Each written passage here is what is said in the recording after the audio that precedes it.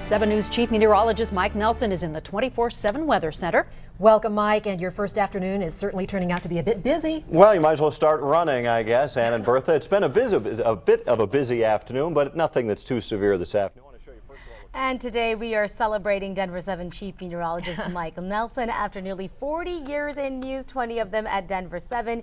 He is retiring today. That was his very first weather forecast here. I love watching those old videos for the hairstyles mostly.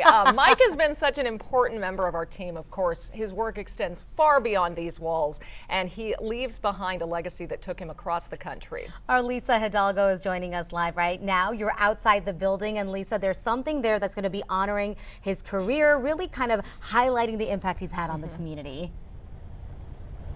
We wanted to do something special and have it here at the station once he retires, so that, you know, we've got a little piece of Mike still living on. When I first started at Denver7, it was the old building off at Spear, and I would go out every morning. I would take the rain gauge, I would measure it, whether it be rain or snow. If it was snow, we'd bring it inside, we'd let it melt. This is an official National Weather Service cooperative observation station. So we've got not only a rain gauge here, but also a snow pad. And we thought, how great would it be if we donated this in the honor of Mike? It's the Mike Nelson Observation Station. So this pad here is just gonna lay flat on the ground. When we get snow, I'll come out, I'll measure it, then you brush it off, and then you leave whatever snow is there so that you can get more of the depth over the next couple of storms. But I just thought this would be a really cool way to honor him. You know, when COVID happened, we unfortunately weren't taking any data back at the old station because no one was at the station. And so when we moved into this building, we thought, yeah, we've got to bring this back. And it was actually Jason's idea to put this in honor of Mike. So